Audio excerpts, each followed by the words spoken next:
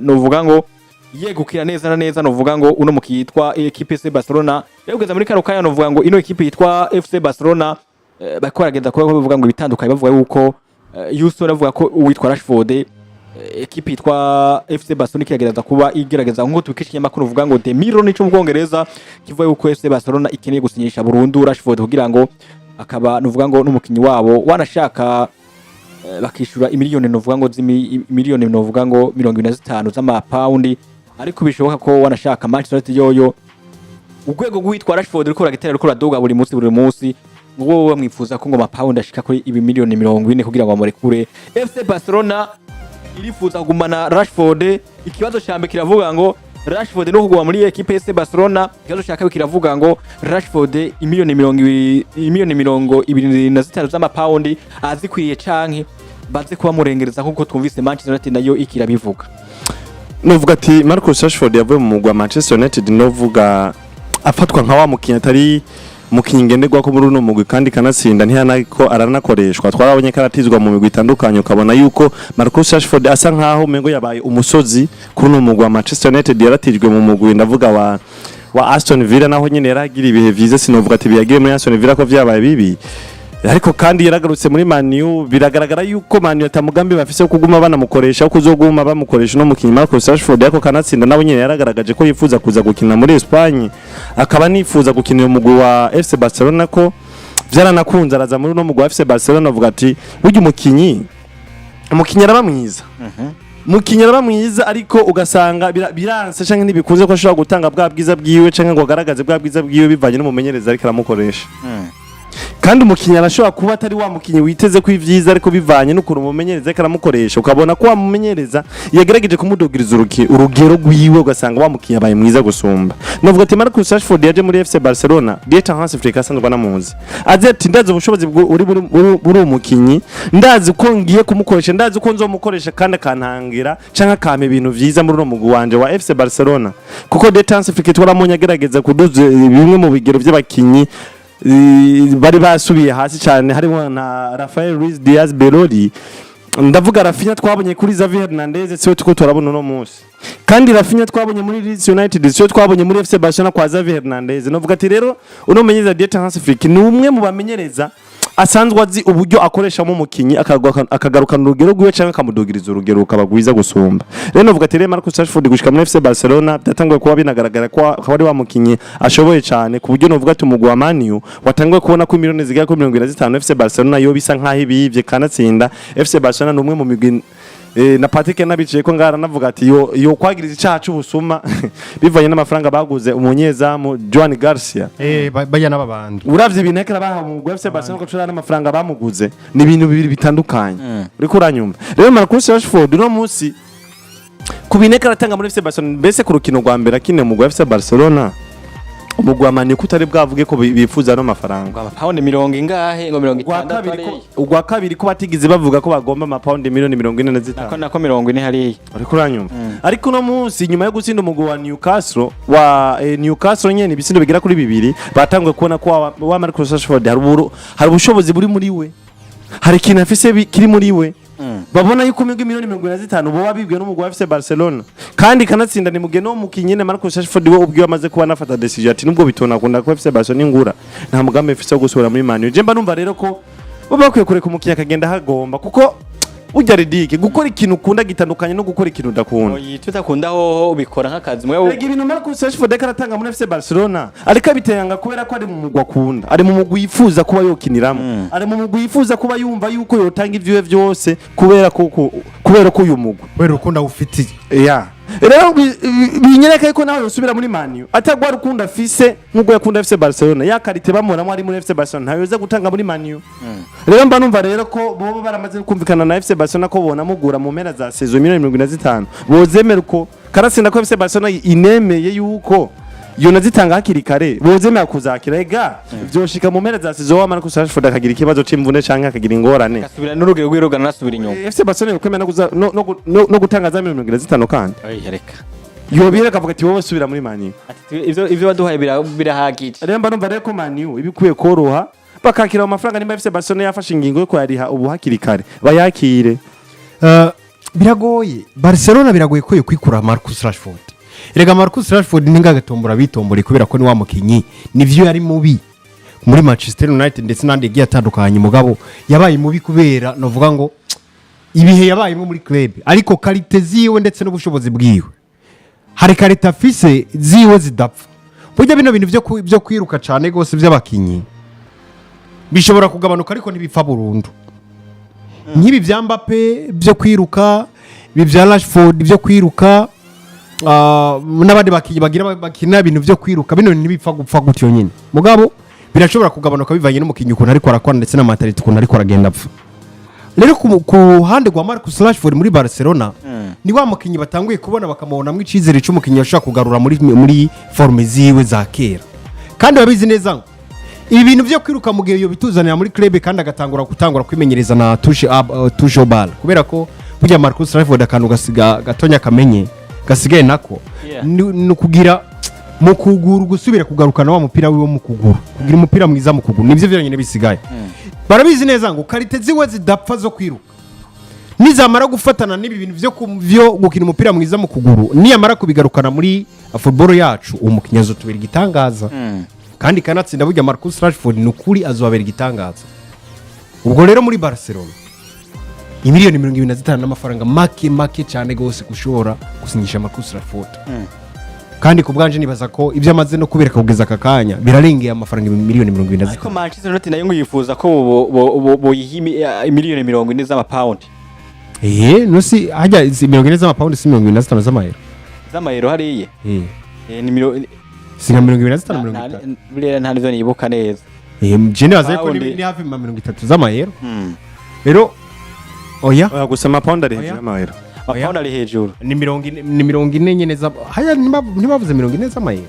Amapaundi. Nuko biri kose amapaundi. Mani ikeneye amapaundi miliyoni 40 z'amapaundi. Birashoboka sinzi. Barcelona nayo ikaba yifuza gutanga miliyoni 25 z'amapaundi. Sinzi rero sinzi. Mugabo je nibaza ko ari ibintu bari barumvikanye imbere yuko Marcus Rashford asinyishwa. Hari ibiciro bari bavuganye ko ashobora gusinyishwamwo. Rero nimba bari bavuganye 40 je nibaza ko burya Marcus Rashford ubu nyene par exemple nk'ubu nyene. Barcelona boshaka kumugurisha na miliyoni 70 bamugurisha ko. Oya nibaza ko nizinarenga woza nazironka. Reka turindire sinzi Barcelona bazokwevarirwa barabivye ariko arabafasha n'ivyo bamukeneye ko kwera ko se bakinyi beza bose babakeneye muri club zose.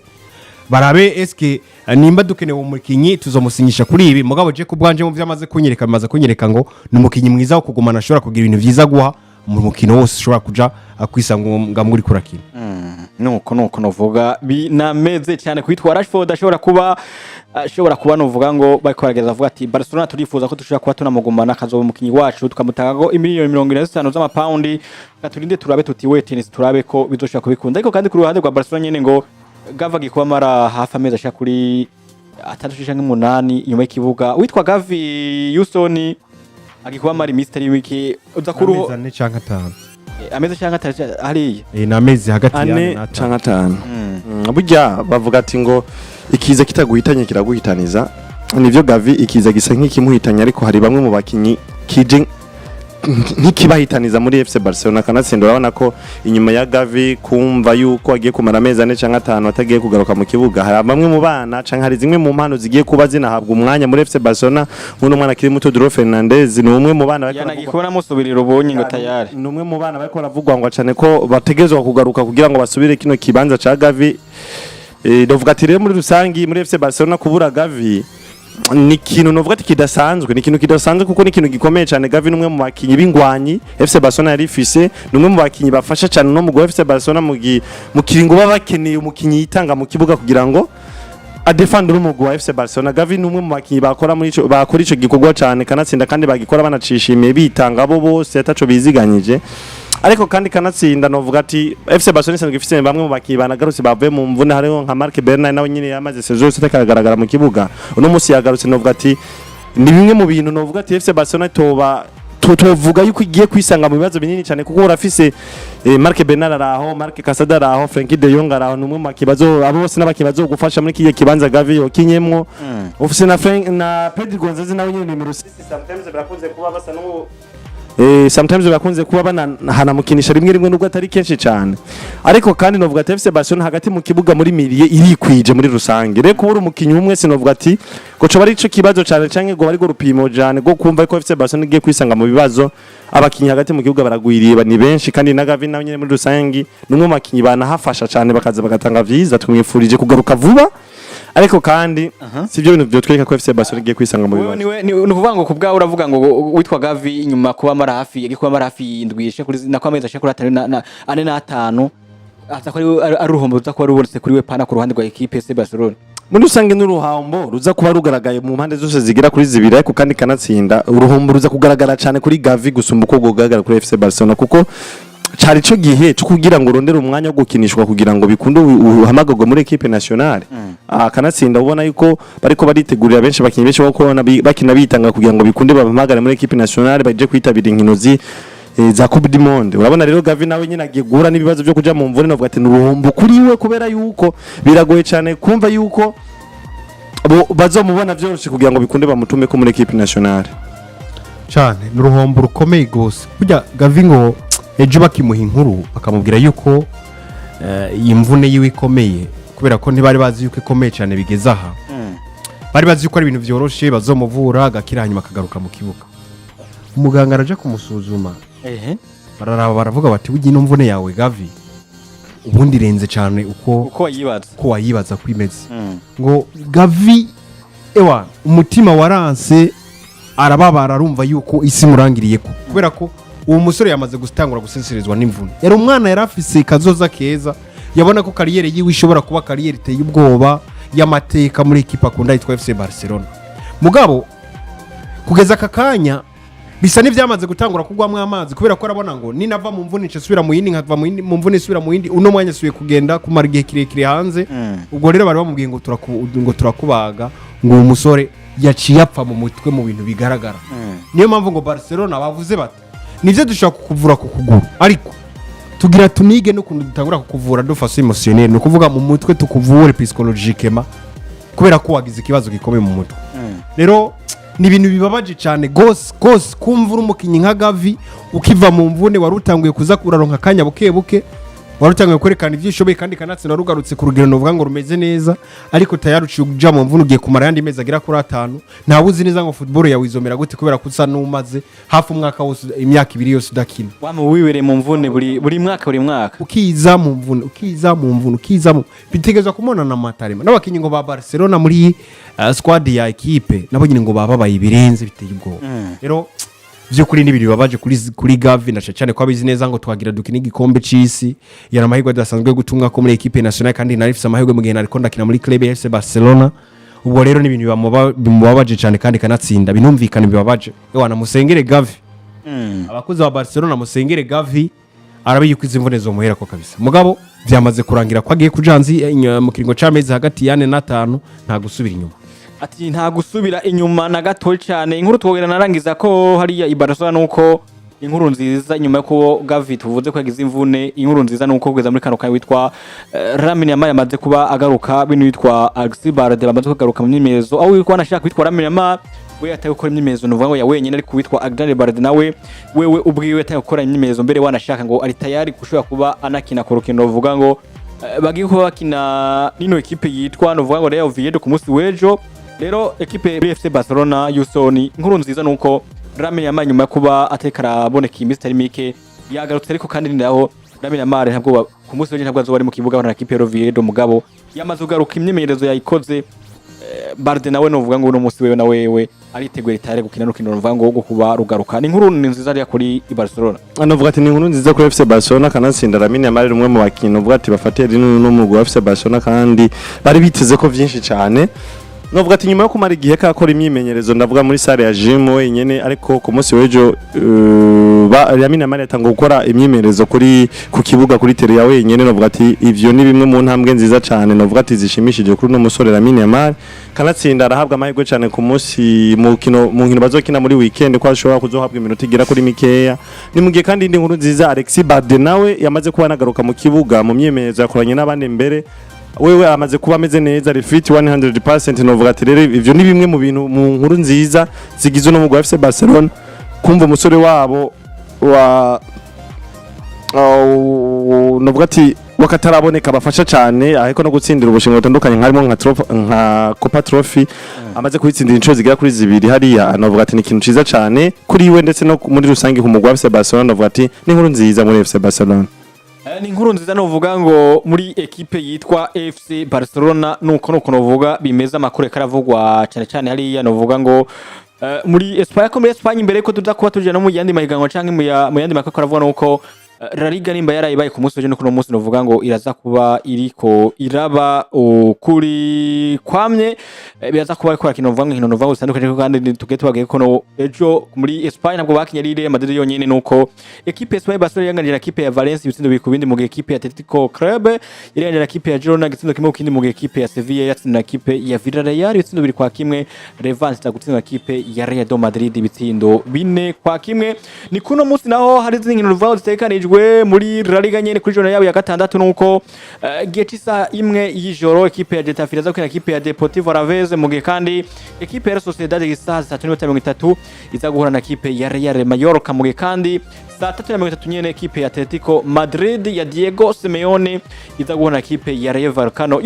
Patrick Atletico Madrid mu bihe bibi maze imisi rimwo iza guhura na equipe ya Rayo Vallecano iyi match yo tuzakwa twitega kwiki Atletico Madrid na Diego Simeone na Rayo Vallecano biraza kuba bigenda gute tubaza kuba duha amahirwe ameze gute Atletico Madrid Diego Simeone za kuronka intsinzi canke baza kuba bananya muri yanzu novuga ngo itameze neza gusubira kuba batsinwa canke banganya hano kurinda tukaraba ko biza kuva bigenda hagati y'izi equipe zigera kuri zibiri na Atletico Madrid equipe nziza bugifise n'abakinyi bafise quality novuga ngo zimeze neza cyane gose bamwe mu bakinyi beza ba Julian Alvarez mugabo iri kwica mu bihe bitameze neza muri La Liga Santander na cyane ko bamaze imisi novuga ngo bahura n'ibibazo bitandukanye na match iruka baheruka kuyinganya hajya bari banganije na yari ni kimwe kindi ni Valencia ni Ninde Espanyol sindayibuka neza ni Mallorca kunganya na Mallorca baruka kunganya na Mallorca ego nivyo ni equipe ya Rayo Vallecano nziza mugabo apana ino sezo mugabo yari equipe yari isanzwe mu bisanzwe ko nziza ndibuka ko no muri seziheze muri match bari banganije igitsindo kimwe ku kindi ku kibuga ca Rayo Vallecano ariko ku kibuga ca Atletico Madrid bica kurangira Rayo Vallecano itsinzwe ibitsindo bigera kuri 3 byose kubusa nako kuri kubusa nivyo ize equipe za Rayo Vallecano style doje zikina nije yo gukinira umupira novuga ngo inyuma bagakina bagakoresheje ama counter attack ndetse nawo mukino ukunze gukoreshwa n'umugabo witwa Diego Simeone wo gukina bakinira inyuma bagakoresha amaje counter attack ndetse no kwataka bikomeye n'abakinyi banyaruka basatiriza izi nije novuga ngo zikunze guhura rimwe n'imwe zikunze kubakora ko banosore ba Diego Simeone cyane ugerageje kurabana match bakinya ari na match ya mbere bakinye muri La Liga Santander nimwe muri match navuga ko uza gusanga nazo nyezi zasa navuga ngo zigomba gushusha nizi za Rayo Vallecano ariko mugabo Diego agerageza buke kuza aritora buhoro muri style de jeu za La Liga kubera ko ni wa mugabo n'uburi ntiteze ko azohava bora mu bibanza bitatu canke ibindi vya mbere muri La Liga Jacob bwanje mbabona umegana urukino rwiza ruza kuba ruryoshe mugabo mbona ko niya umwanya Julian Alvarez wo gukina ashobora kumuha ibintu bimeze neza cyane gose bikamufasha gutsinda match yo kuri uyu munsi ndetse ndanizera ko ashobora kuza kubikora kubera ko na Rayo Vallecano mwino minsi urabona ko atari ikipe novuga ko itingise canke ikangise cyane gose muri La Liga Santander cyane ko yisanga nayo nyine mu banza nk'ibiri mu Atletico Madrid vya 14 nuko novuga ngo binameze bimeze novuga ngo muri equipe nako muri equipe yitwa Atletico Madrid ya Diego Simeone bagiye kuba bakina kuno munsi novuga ngo bakina inkino zitandukanye ariko kandi tuve muri Espagne dusimbira kandi mu gihugu cy'Ubwongereza